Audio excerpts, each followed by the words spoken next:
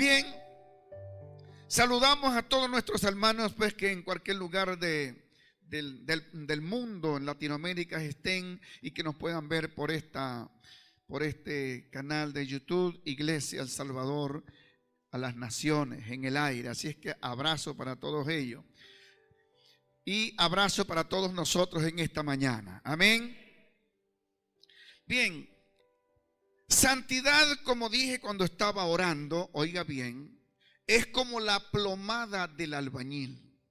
Es como el nivel. De hecho, la Biblia habla, el profeta dice que Jehová pondrá plomada de albañil sobre su pueblo, hablando en Israel. Y siempre la santidad es llamada en el pueblo a vivir en semejanza a Dios en la santidad. De hecho, está la exhortación del apóstol Pedro cuando dice: sé santo en toda vuestra manera de vivir. Mire eso, desde que te acuestas hasta que te levantas, debemos tratar, empeñarnos. Debe ser un empeño de cada quien de tratar en lo posible de vivir de una manera que agrade a Dios.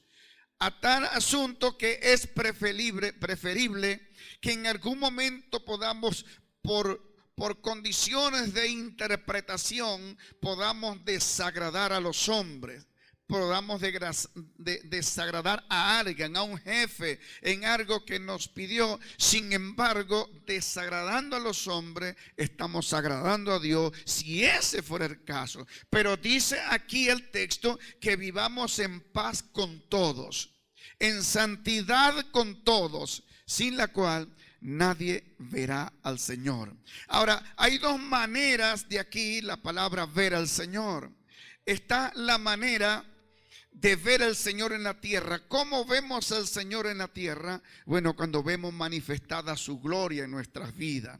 Cuando vemos que ya nosotros no somos los mismos que éramos anteriormente. Eso es ver su gloria.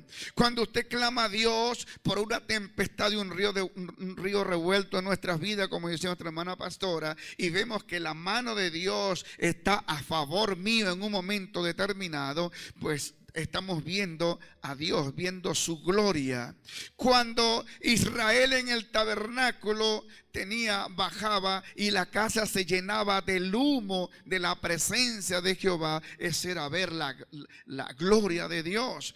Pero hay otra manera de ver, a la cual se refiere aquí específicamente, es de ver a Dios cara a cara un día. Como dice la canción, cara a cara le veremos. Es el empeño de Dios por nosotros, tanto que lo último que hizo fue encarnarse en Cristo Jesús y morir como hombre, resucitar entre los muertos para darnos vida a todo aquel que cree en Él. Es tanto el empeño de Dios, amado hermano. Los cabezones muchas veces somos nosotros, o no es muchas veces. Cada vez que usted hace lo que no debe hacer delante del Señor, el cabezón es uno. Entonces, de esa manera, pues es necesario que nosotros comencemos el año enderezando lo que de alguna manera esté torcido en nosotros. Y no hoy justamente porque hablemos de santidad. Es simplemente un tema hoy como de apertura en el año, pero la santidad es todos los días en toda nuestra manera de vivir. Amén. Entonces vamos a ver voy a leer algunos conceptos de santidad, entre ellos 3. Vamos a leerlo. Santidad es el acto, oiga bien, el acto bondadoso de Dios de declarar santo al moribundo pecador por los méritos de gracia en Cristo Jesús. Esto es todo lo contrario a la ceremonia de beatificación de los católicos. Mire esto. Ellos se dan esa potestad de beatificar a alguien que para ellos fue santo en la tierra, y luego, después, post-morte, entonces viene la ceremonia de santificación, que es igual beatificación, para alguno de ellos. Y entonces el resto de ellos, ¿cómo lo metemos entonces en este caso? Sin embargo, la Biblia, por su plenitud, Dios, en su esencia, a alguien que se acerca a Él, en su potestad, lo declara santo. Eso no se entiende desde el punto de vista de la lógica. Según el texto de primera carta a los Corintios, capítulo 1, versículo 2. Pensé que iba a estar esto activo, pero no se pudo, amado hermano, para que viera el texto. Pero se lo voy a leer desde acá, el texto. Dice: a la iglesia de Dios que está en Corinto. Capítulo 1 es el encabezamiento de la carta que San Pablo le escribe a los corintios. Dice: llamados a los santificados en Cristo Jesús, llamados a ser santos, con todos los que en cualquier lugar invocan el nombre de nuestro Señor Jesucristo, Señor de ellos y Señor nuestro, dice Pablo. Entonces, ¿qué nos dice con esto cuando yo estoy hablando que santidad es el acto bondadoso de Dios de declarar santo al moribundo pecador? En primer lugar, pudiésemos llamar esto santidad de arriba hacia abajo. Acuérdese que el Padre nuestro dice: haz tu voluntad, así como en el cielo, también en la tierra. Entonces, cuando yo digo santidad de arriba hacia abajo, es que aquí no interviene la mano del hombre a los efectos de la santidad, sino en la potestad de Dios. Porque note esto, cuando San Pablo le escribe a los corintios, le escribe a los llamados a ser santos, o sea, los llama santos a todos, por la potestad de Dios. Pero cuando usted lee la carta a los corintios, se da cuenta que es la iglesia más desordenada que hay en el Nuevo Testamento. Es la iglesia más amonestada. Los llama niños, los llama divisionistas, los llama carnales. Bueno, los exhorta de tal manera que habían pleito entre ellos. Es la iglesia donde se manifiestan los dones del Espíritu Santo, pero era la iglesia que vivía más en movimientos contrarios. Y sin embargo, San Pablo los llama santos, porque es la potestad de Dios. Una vez que la persona se acerca como moribundo pecador y se acerca a Dios con el deseo de buscar el auxilio de Dios, Dios automáticamente lo declara santo para él, porque él lo ve a través de la perfección de nuestro Señor Jesucristo y se convierte en el espejo del pecador. De tal manera que Jesús por la fe, Dios por la fe nos ve como Jesús, porque nos cobijamos bajo el auxilio de nuestro Señor Jesucristo. Ok, ese es el primer concepto que encontramos en cuanto a santidad. Dios para con nosotros. Pero encontramos también santificación. Santificación es el proceso mediante el cual el Espíritu Santo perfecciona al santificado en una relación con Cristo, la cual no culmina en la tierra, sino hasta que Cristo venga. Anteriormente era la santidad de Dios, dije en el primer concepto, Dios para con el hombre, lo declara santo.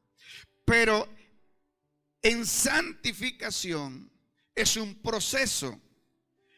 Una vez que la persona cree, comienza un proceso en la vida de esa persona, de esa mujer, de ese hombre, de ese joven, aún naciendo en el Evangelio. Es un proceso que sigue. Entiéndase como proceso, algo que es continuo, que tiene un inicio y tiene un final, como una línea de producción en una empresa.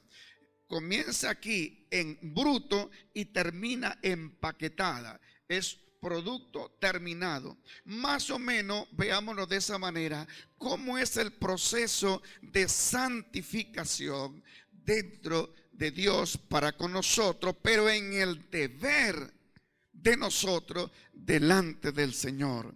Eso es lo que llama santificación. Filipenses capítulo 1, versículo 6 dice: estando persuadido de esto, que el que comenzó en vosotros la buena obra, la perfeccionará. Mire esto: la perfeccionará hasta el día de nuestro Señor Jesucristo. Pareciese que es Él que la perfecciona sin yo hacer nada. No, Él la va a perfeccionar en la medida que Él ponga su plomada sobre nuestras vidas, pero en la medida que yo deje de hacer lo que contribuye a lo que no es santidad, al pecado. Entonces, santificación, repito, es un proceso que comienza en la tierra, pero termina cuando Cristo venga. Y cuando Cristo venga no estamos hablando en la segunda venida de Cristo, sino cuando Cristo venga por su iglesia. Porque cuando nosotros vengamos con Cristo en el reinado escatológico que habla la Biblia, usted no necesita santidad, porque venimos semejantes a Cristo Jesús a reinar con Él. Pero para irse con Él sí necesita ser santo, porque sin santidad nadie entrará en el reino de los cielos. Entonces es necesario la amonestación en cuanto a la santidad en el proceso de la vida. Hoy es necesario hablar de santidad a la iglesia. ¿Sabe que poco se habla de santidad? Porque la santidad es un mensaje muy amonestativo. Entonces poco se habla de santidad. Santidad suena como regaño. Santidad suena como exhortación. Santidad suena como a látigo. Usted no ve por qué llegó Jesús a la casa, al templo, en su ministerio. Y cuando vio la situación como estaba en el templo, ¿qué dice la Biblia que hizo Jesús? Usted lo ha leído en su Biblia.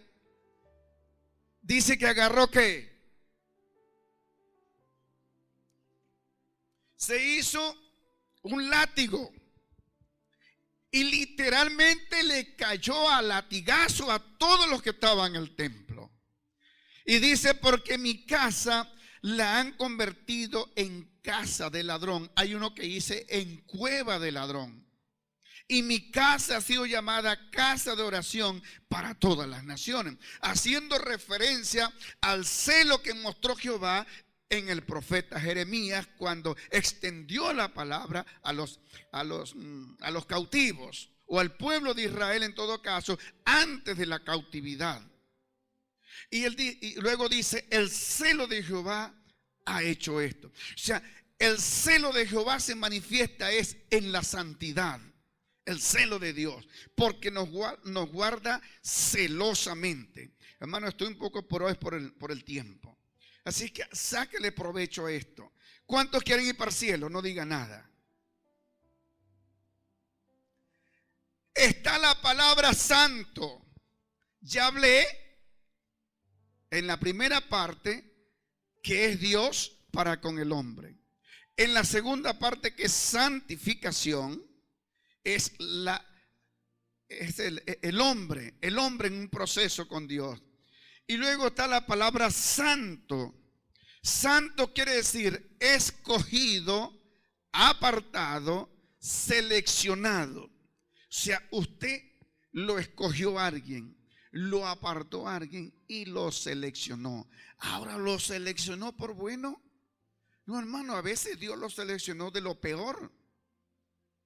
De la peor basura humana, Dios lo seleccionó. Y la peor basura humana Dios lo selecciona y lo declara santo. Eso es inconcebible en una mente natural.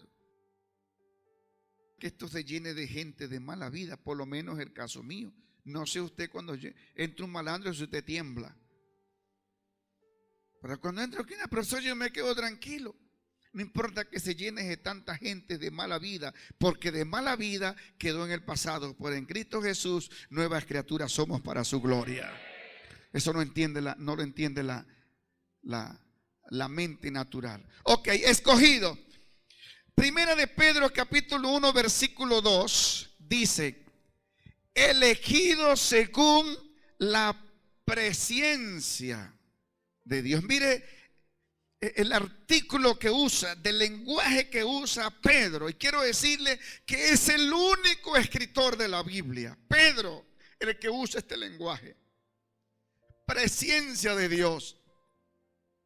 Padre en santificación del Espíritu, para obedecer y ser rociado con la sangre de Jesucristo. Gracia y paz les sean multiplicadas. Y lo está hablando no a una iglesia específica, sino a los expatriados, a la diáspora de todos los judíos que habían sido esparcidos como iglesia en cualquier parte por la persecución. Y a todos los llama escogido, apartado. De tal manera que usted, en el lenguaje de Dios, oiga, vea esto.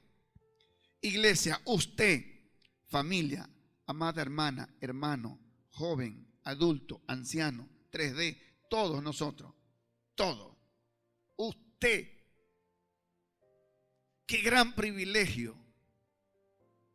Usted es elegido, seleccionado, apartado.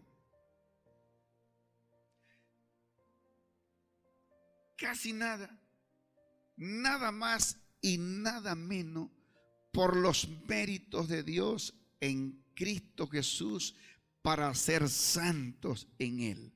Ve ese privilegio que a veces nosotros lo pateamos. Seguimos.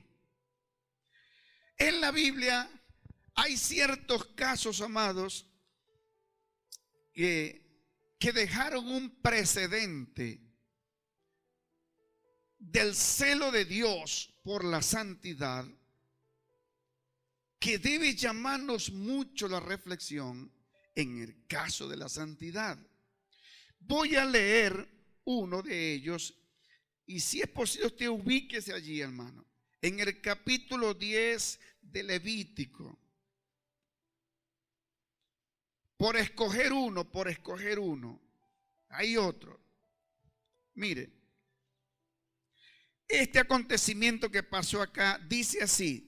Capítulo 10, libro de Levíticos. Dice: Nadab, y Abiú, hijos de Aarón. Aarón es el sumo sacerdote en la época de Moisés. Dice: tomaron cada uno su incensario y pusieron en ello fuego, sobre el cual pusieron incienso. Y ofrecieron delante de Jehová, mire, delante de Jehová, dice ahí, fuego extraño, que él nunca mandó.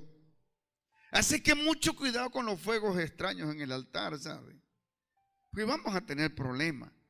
Y el versículo 2 dice: y salió fuego de delante de Dios, y dice que los quemó. Y cuando dice quemó es que los raspó, amado. Dice: murieron delante de Jehová. Entonces dijo Moisés a Aarón: esto es lo que habló Jehová diciendo: en los que a mí se acercan me santificaré, y en presencia de todo el pueblo seré glorificado. Y dice que y Aarón cayó.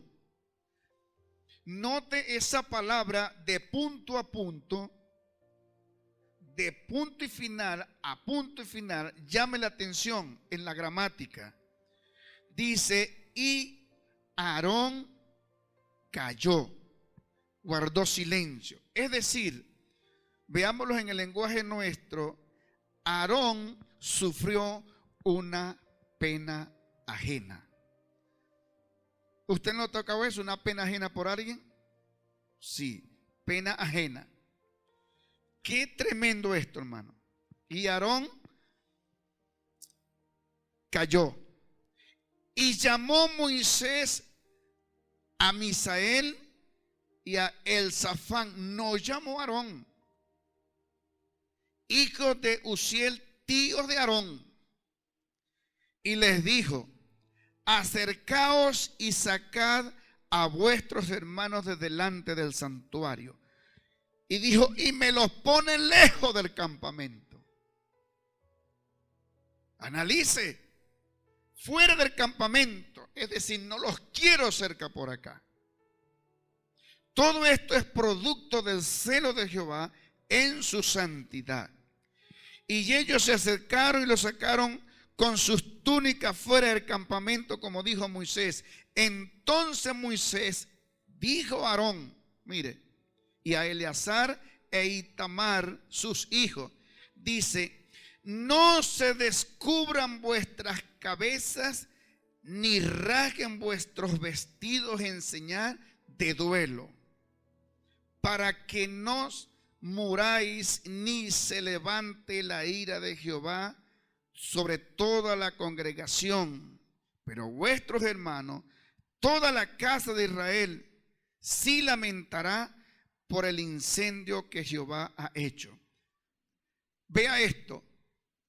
En el celo de Dios, en lo que es la santidad, no le permitió a Aarón ni a sus dos hijos, no se los permitió ni siquiera que se vistiera de luto. El luto es tristeza, dolor, aflicción. No se lo permitió por causa de lo que habían hecho en el altar, de lo que había pasado en el altar. ¿Qué encontramos allí? Encontramos, en este caso, pecado de rebelión. Diga conmigo, el pecado de rebelión es pecado satánico. Fíjate, ¿por qué digo satánico? Lo demás, ¿de qué son? Porque rebelión es una actitud que tiene que ver con carácter. Deja entendido el acontecimiento que dichos sacerdotes no estaban de acuerdo a lo que estaba estipulado en la ley de ceremonia y sacrificio en el altar.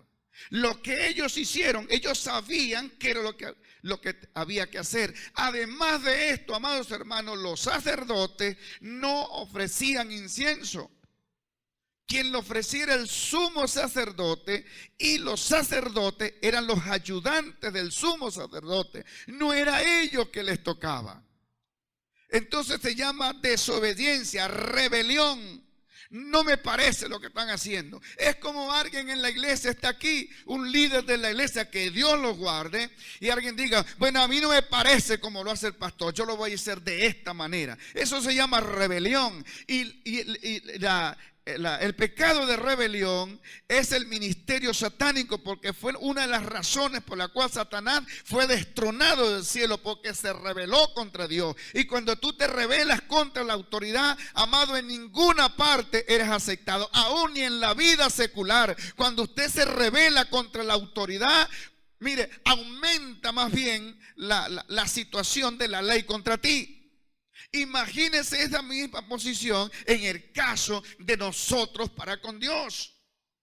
No los perdonó. ¿Qué otra cosa encontramos allí? Encontramos que profanaron el lugar santo. Profanaron al lugar santo. Esto es símbolo, la profanación es símbolo también de una de las actitudes del anticristo. Porque el anticristo profanará el lugar santo. Y cuando él profane el lugar santo, en el término hebreo, en el altar, en el templo, es cuando los judíos van a entender que este hombre no pertenece a la filosofía de ellos. Cuando el anticristo se quite la máscara y profane. Esto se cumplió en la época de intertestamentario, en la época del rey Epifanio. También hubo una profanación del templo. ¿Qué es la palabra profanar? Es irrespetar, violentar en uso indebido objetos o cosas consagradas a lo divino. A lo divino. De paso, la palabra a lo divino está escrito en mayúscula, porque tiene una relación con Dios. Ellos violentaron y respetaron lo que estaba consagrado en el altar para ofrecer incienso. Eso es profanar. Usted no ve que cuando alguien profana la tumba de un difunto, hay hasta castigo de la ley por causa de lo que están haciendo, pues dice que están profanando la tranquilidad y la paz de ese difunto según ellos. Y existe ley para eso. Imagínese usted cuando usted profana. Ahora, quiero deducir la palabra objeto o cosas consagradas a lo divino. Entiéndase, lugar, equipo, objetos, instrumento y nosotros mismos, entre otras cosas. Miren lo celoso que es Dios en la santidad. Por eso es que parece que los mensajes de santidad como que corren a la gente que no quiere ser santo. Mi intención no es que usted corra de aquí. Mi intención es que usted vea la mano de Dios. Mi intención es que usted entre en su reino y mi intención es que todos nosotros podamos ver a Dios en el vínculo de la santidad. Porque sin santidad nadie verá al Señor. Quiero detenerme un poquito aquí. Mire, en el capítulo 5 de Daniel, se lo voy a plasmar aquí rapidito. En el capítulo 5 de Daniel, encontramos un hecho allí que lo hizo el hijo de Nabucodonosor. Nabucodonosor fue el que sitió a Judá y llevó cautivo a Israel a Babilonia por 70 años. Pero Nabucodonosor también se llevó de la casa de Dios, se llevó todos los utensilios, que si las tazas, los vasos, los tazones, los cucharones, dice allí ollas que eran de oro o de plata, y se las llevó también cautiva. Pero sabe, durante el tiempo de reinado de Nabucodonosor, él respetó eso. Pero muerto Nabucodonosor, viene su hijo Belsasar. Y dice que Belsasar un día hizo una gran fiesta. ¿Con quién la hizo? Con todas sus concubinas, con todas sus mujeres, con todos los paganos, con todas sus sátrapas. Y dice que allí bebieron vino. Era la fiesta del rey. Pero dice también la escritura que cuando el rey estaba en el gusto del vino, sabe que la gente cuando toma aguardiente, cuando comienza tomando aguardiente es muy tranquilo, muy sencillo, pero cuando el aguardiente que lo manda para el estómago y se va para la cabeza, la gente empieza a hacer cosas de loco, cosas raras. Y eso fue lo que pasó con el rey. Se dio el lujo de decir: mándame a buscar los vasos y todo lo que está consagrado ahí, mándamelo a buscar porque vamos a seguir la fiesta. Y dice que trajeron los vasos, los jarrones y todo lo que era de Jehová, que repito, había respetado Nabucodonosor. Y dice que empezó y repartió vino juntamente con todo el personal que estaba ahí. Entre ellos, pues compartieron, hicieron una orgía, porque estaba la idolatría. con los dioses paganos de madera, de bronce, de hierro, de oro y todo lo que hacía la cultura babilonia, y todas las concubinas y todas las mujeres y todos los sátrapas y todo lo que estaba allí, y se dieron ese lujo. Pero cuando usted sigue leyendo la escritura, dice que apareció un dedo escribiendo en la pared. Y el mensaje era de exaltación para el rey por la interpretación del profeta Daniel.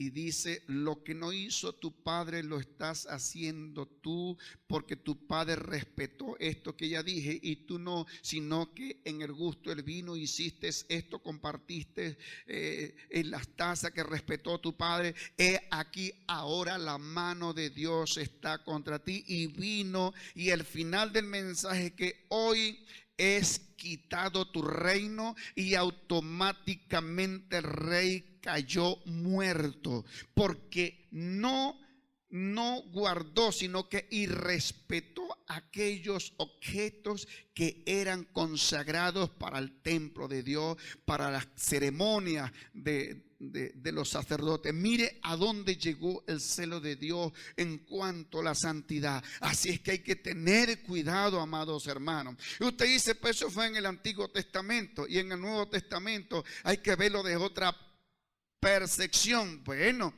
veámoslos también. Así tenemos también la rebelión de Coré, así tenemos el pecado de Acán, y así sucesivamente. Todas estas personas en el Antiguo Testamento murieron en el celo de Dios por su santidad. De tal manera que la santidad, amado hermano, es un requisito sin la cual nadie verá al Señor. Pero tenemos otro hecho en el Nuevo Testamento. Esto sí es con nosotros entonces, si la cosa no es así.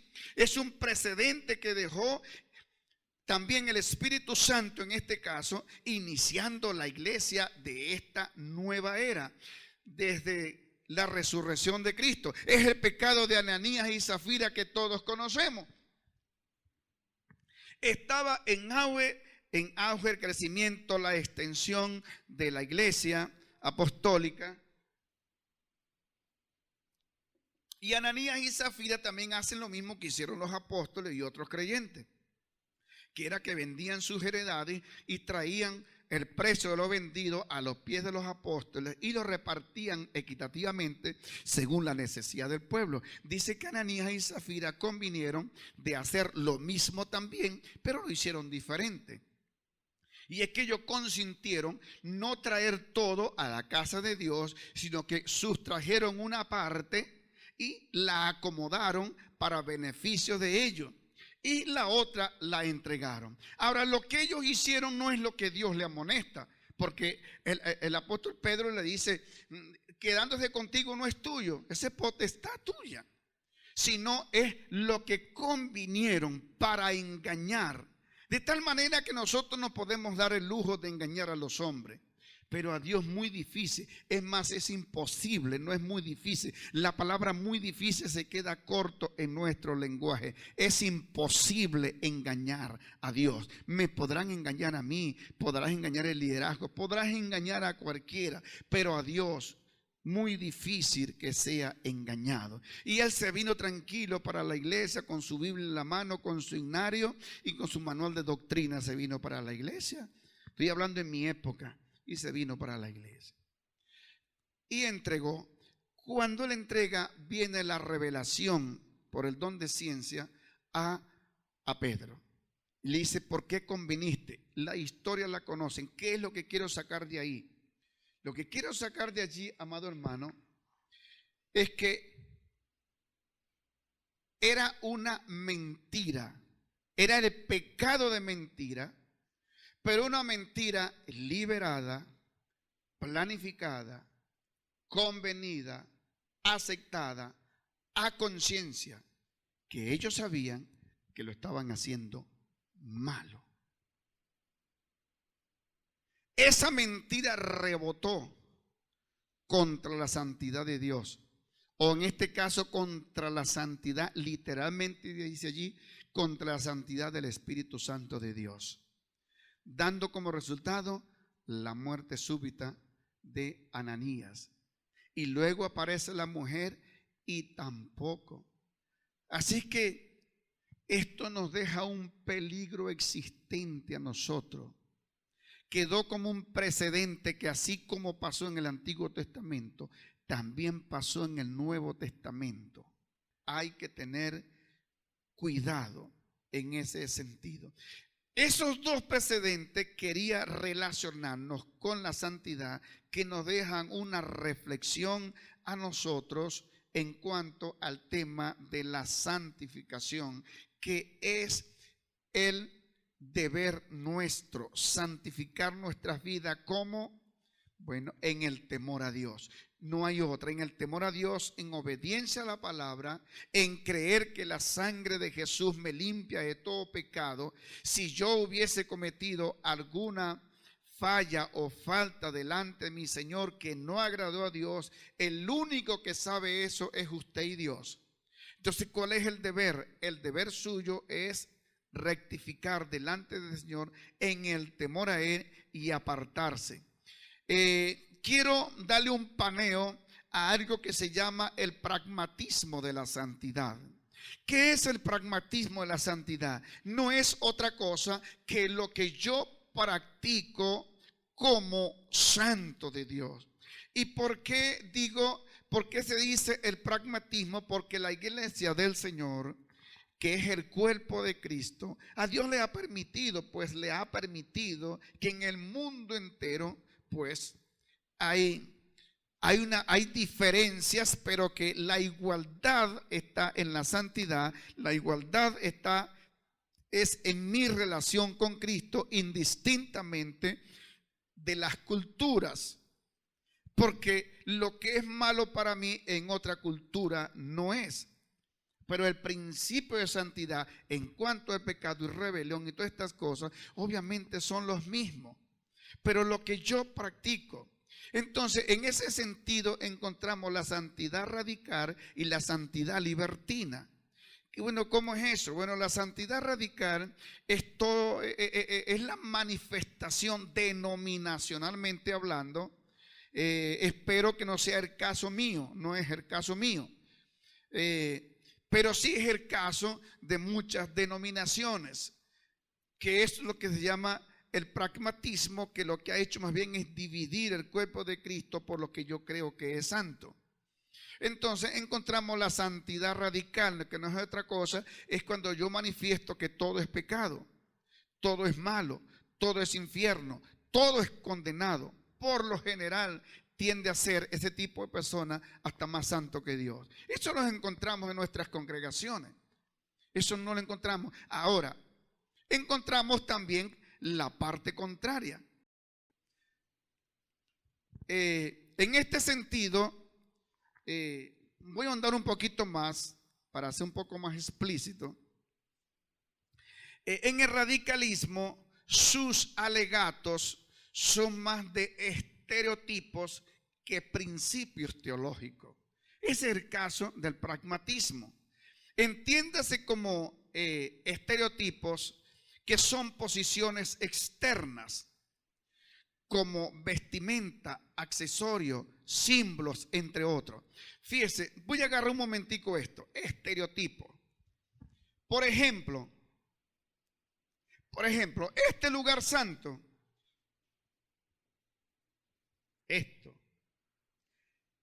este lugar santo es santo desde el punto de vista consagrado para Dios. Y yo hablé hace rato que profanamos el lugar santo cuando violentamos y respetamos. En el Antiguo Testamento era así. Y cualquier persona aquí me puede decir, bueno, pero eso era en el Antiguo Testamento. Pero cuando usted busca la interpretación de profanar, que ya se lo leí, que son cosas consagradas, yo pudiese profanar este lugar aquí cuando de una manera de irrespeto delante de Dios yo me monto en este lugar, porque esto está consagrado para gente santa. Cuando yo le permito aquí que personas no consagradas a Dios, ¿qué es una persona no consagrada a Dios? Las tres conceptos que dije yo. una persona mundana no está consagrada a Dios. Lo digo clarito. Cuando yo permito acá que alguien mundanamente que no pertenece a la consagración, mire, hay doble cosa. Primero, la persona que no está consagrada a Dios podrá estar consagrada a los políticos, porque eso a ese extremo se llegó la iglesia en Venezuela, que los políticos venían a hacer sus campañas dentro de las iglesias y los pastores le permitían el lugar santo para que se dirigiese el pueblo en sus beneficios a cambios de algo. A ese extremo llegó la situación en nuestro país, pero no es el caso de acá, no es el caso de acá.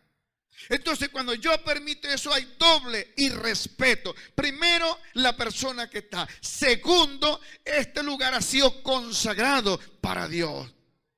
Esto, a pesar de que es inanimado, no tiene vida, pero está consagrado. Este artículo que está aquí es consagrado para Dios. Pero si el tecladista vive una vida de pecado delante de Dios, camuflajeado con santidad, camuflajeado porque vive aquí en el evangelio o porque se congrega con nosotros, pero no vive una vida como tiene que ser, va a tener problemas, está profanando. Y así sucesivamente el baterista, el que toca, todo lo que sean instrumentos aquí, y está consagrado para Dios, porque esto no está consagrado para el diablo, está consagrado para Dios. Cuando uno ora aquí, a veces yo me paro aquí, Señor, que esto está consagrado para ti, te pido que los que toquen el temor a ti. Eso se lo estoy confesando yo cuando me paro a orar aquí en el altar. A veces que vengo para acá solo a orar, para acá, estando abajo, vengo por aquí y levanto mi mano, que caiga sobre las personas que no viven. Entienda, toda la gente que están aquí también están consagradas para un ministerio, están consagradas para vivir en santidad.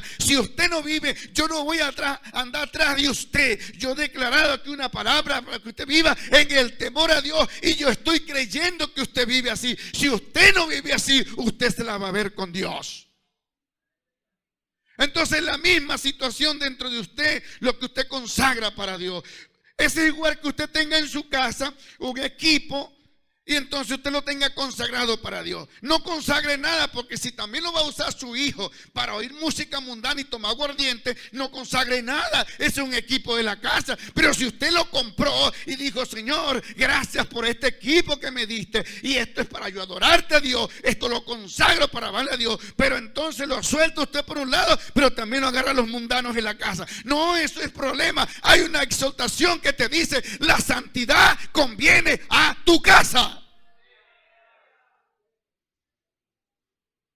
Alguien puede decir ay, ay, ay.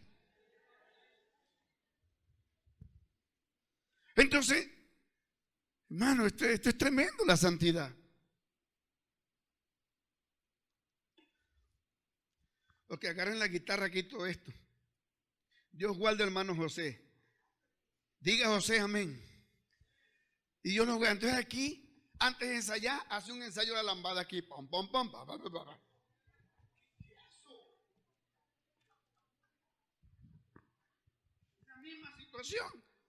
O que entonces José, estoy hablando de José en confianza, en el sentido como músico, o agarre su propia guitarra que él tiene, la consagró a Dios, pero entonces en su casa aquí toca para Dios y la casa toca para el mundo también. Cuando digo mundo, me digo canciones mundanas y este viaje de cosas y este viaje, como le gusta el rock, los rock metálicos, eso de Ali Cooper, el satánico ese que cantaba. Que eso, José, Dios me lo va a mostrar por una ventanita y te voy a decir, José, lo siento, pero usted no puede tocar más en el altar.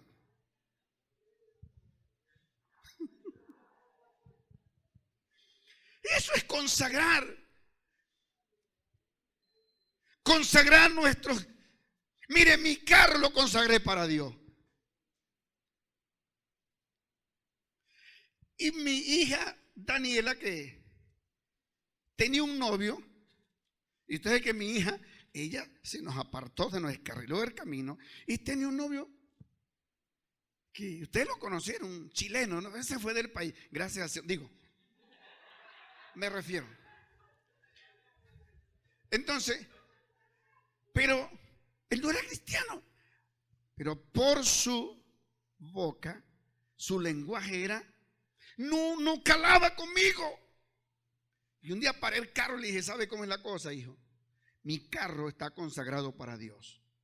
Y lo que usted habla aquí debe hablarlo de acuerdo como nosotros. Usted no ve ninguno de nosotros con palabras obscenas y groserías y un lenguaje barato que usamos nosotros. El lenguaje de nosotros es un lenguaje equilibrado, santo, para Dios, con buenas costumbres. Y si usted no es esa persona, casi que le dije, bájese del carro. No se lo dije, por supuesto. Es mi celo por Dios. Pero, hermano, yo he visto amados pastores, hermanos, que han vivido un momento difícil porque el carro es consagrado para Dios, pero su hijo, que no es evangélico, también se lo lleva para tomar aguardiente. Una vez me llamó un pastor amigo mío temprano, su hijo se le descarriaron, una lucha que tenemos los pastores, hermano. Se le descarriaron, me llamó, concha, hermano, quiero que ores por mí. Esta mañana mi hijo me destrozó mi carro, venía, yo le dije, ¿dónde venía tu hija? Venía de una vigilia, digo yo. No, hermano, qué vigilia, hermano, pastor, no te rías de mí. No, hermano, perdóname, no. Tuve que pedirle perdón, hermano. Mi hijo venía de una vigilia del diablo, venía a una fiesta, hermano, y se quedó dormido. Y me acabó el carro, un Aveo como el mío, que tenía yo, me acabó mi carro. Hermano, tuve que darle un consejo, hermano, a mi hermano pastor. En ese trago amargo que estaba viviendo. No, amado hermano, lo que está consagrado para Dios es para Dios. No, entonces no consagre nada. Y con esto saque usted todo lo demás que podamos tener en el término de santidad. José, ¿qué tiempo me queda? ¿Ya me pasé o qué? ¿Estamos listos? Entonces no puedo terminar, hermano, ya terminar. No puedo terminar. Dios. No, hermano, no, para nada. No me hagas pecar, hermano José. No. Es que eres el más alto ahí, Luis. ¿Dónde está Luis? ¿Viste?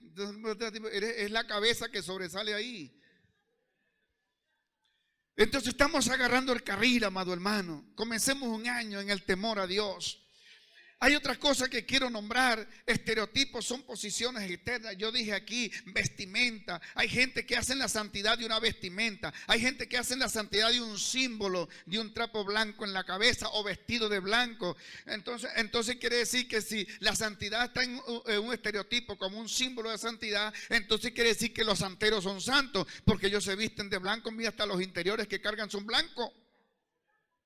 Entonces mire esto, entonces eso no tiene nada que ver, amado hermano, pero también sí tiene que ver, es que si tiene que ver es que debe haber un equilibrio de la situación. Tenemos la santidad libertina, que es lo contrario. La santidad libertina es lo contrario a la primera, es que nada es pecado, es libertino, nada es pecado. En este sentido, el feminismo y las redes sociales, hermanos, nos arropan. Porque atropellan sobre todo a la juventud, porque nada es pecado. Una santa de Dios, por ejemplo, yo tuve que llamar la atención a una líder, no fue ninguna de ustedes, fue en otro lado, a una líder, amado hermano, que se arregla bien arregladita y después agarra y se pone una vestimenta seductiva, porque también tiene peso aquí. Entonces se puso una vestimenta seductiva acá, que se ven las dos lomas. Y después que se ven las dos lomas, entonces hace esto así. Ni siquiera es así, sino así. Y la cámara hace lo demás. Y entonces viene y lo monta en las redes, lo monta en su estado y lo monta en su perfil. Cuando yo le veo aquello, Dios, fin de mundo, dije yo. ¿Qué pasa con esta líder? Hermano, yo tuve que llamarla y hablar con ella, hermano, ¿qué pasó? ¿Tú sigues siendo evangélica o te descarriaste? Porque estos no son principios de santidad. Y las redes sociales están haciendo desastre con los principios de santidad en las personas. No es los jóvenes nada más. Está haciendo desastre en los principios de santidad.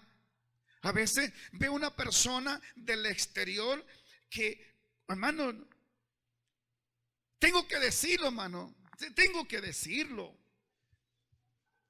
Cóntele, esa persona Hermano, se fue de aquí evangélica, de aquí en la iglesia. Entonces la vi en aquel lugar sentada, pero yo un lugar cualquiera. No me esté preguntando quién era porque no se lo voy a decir y tampoco me interesa decírselo.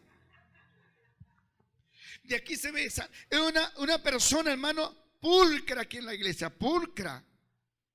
Envidiable su forma de vestir y todo. Y de repente al tiempo la veo, yo más nunca la vi, ya supe que estaba por allá. Y entonces la veo sentada en una plaza con este pie, así como se sientan los televidentes, las mujeres en la televisión. Lo que pasa es que no tengo una silla aquí para... Sí. Y entonces una faldita, hermano, una faldita que no es que se va así, sino una faldita que se va así. Y entonces dice: a Dios sea la gloria que me ha bendecido aquí en este país. Dios, ¿cómo es esto? Y eso está pasando. Entonces nada es pecado. Una es que todo es pecado y otra es que nada es pecado. Tiene que existir un equilibrio entre una cosa y la otra, porque eso es libertinaje y así estamos caminando. No. Santidad en el equilibrio bíblico, por lo menos desde el punto de vista mío. No todo es pecado, pero tampoco es que nada es pecado. Tu lenguaje tiene que saber a santo, tú tienes que hablar como santa, como santo. Mire cómo dice Efesios capítulo 4 versículo 29. Ninguna palabra corrompida salga de vuestra boca. ¿Y sabe qué quiere decir la palabra corrompida? Según lo que usó Pablo en el original del griego allí. Quiere decir ninguna palabra podrida. O sea, es lo que usó para muerto podrido. Usted ha pasado por el lado de un perro muerto que esté corrompido. Hiede, es putrefacto. Así es lo que usó San Pablo de un lenguaje que no es cónsono a una persona que dice que es cristiano. Dice: ninguna palabra podrida, putrefacta pase por nuestros labios, sino la que sea necesaria para edificar. Ese es el lenguaje de un evangélico que quiere ver a Cristo Jesús cuando Él venga por su iglesia. Eso es el llamado en esta mañana, a ser consagrados a Dios, anhelar la santidad, no verla como algo viejo, no verla como el mensaje de los años 60. No, la santidad es la misma esencia de Dios en el celo por el pecado, porque Dios nos guarda celosamente tu vida, guarda celosamente tu hogar, guarda celosamente tus pertenencias, pero tú tienes que santificarte cada día en las promesas bienaventuradas, en la esperanza de Dios en Cristo Jesús. Según el que te llamó, hay que ser santo. El pecado hiede delante de Dios. El pecado es posilga, el pecado es basura, el pecado hiede delante de Dios. Así es que guardémonos en santidad hasta que Cristo venga. Es un llamado, iglesia, de vida o muerte.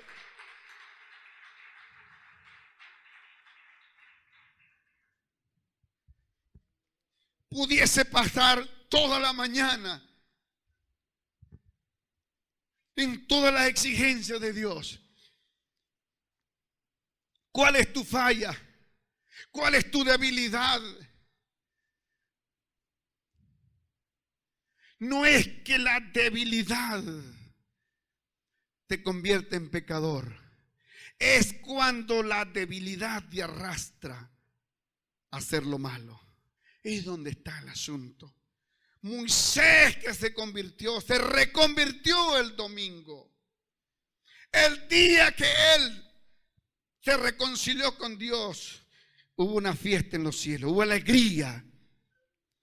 Hubo alegría en los cielos, pero hubo alegría porque vino a los pies de Cristo.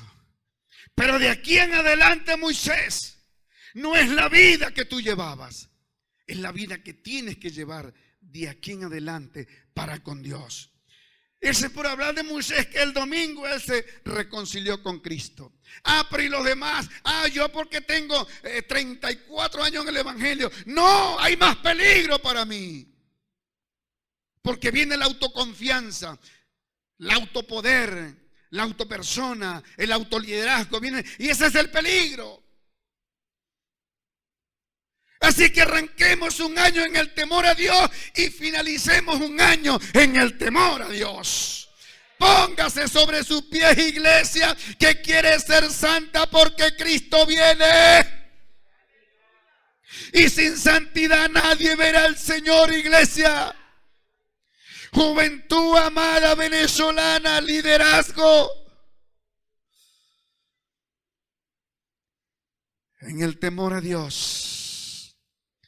Cito el versículo y oro. Segunda carta a los Corintios, capítulo 7, versículo 1 dice: puesto que tenemos tales promesas, perfeccionemos nuestra santidad. Dice: guardémonos de toda contaminación de carne y de espíritu, perfeccionando nuestra santidad en el temor a Dios. Proverbios capítulo 1, versículo 9 dice que en el temor a Dios los hombres se apartarán del mal. Mira, hermano, la única razón para apartarse del mal es en el temor a Dios. Es en el temor a Dios, no en el temor a los hombres. Así que en esta mañana quiero que levanten la mano conmigo. Y yo quiero consagrar gente al Señor en esta mañana. Quiero consagrar iglesia que me ha permitido pastorear irresponsablemente en esta mañana a esta iglesia, Padre, que Él ha declarado santa. Hoy nos unimos para perfeccionar nuestra vida de matrimonio, nuestra vida de amistad, nuestra vida de trabajo, nuestra vida conyugal, nuestra vida de juventud, nuestra vida de estudiante, nuestra vida en la calle, nuestra vida donde estemos, que seamos olor grato del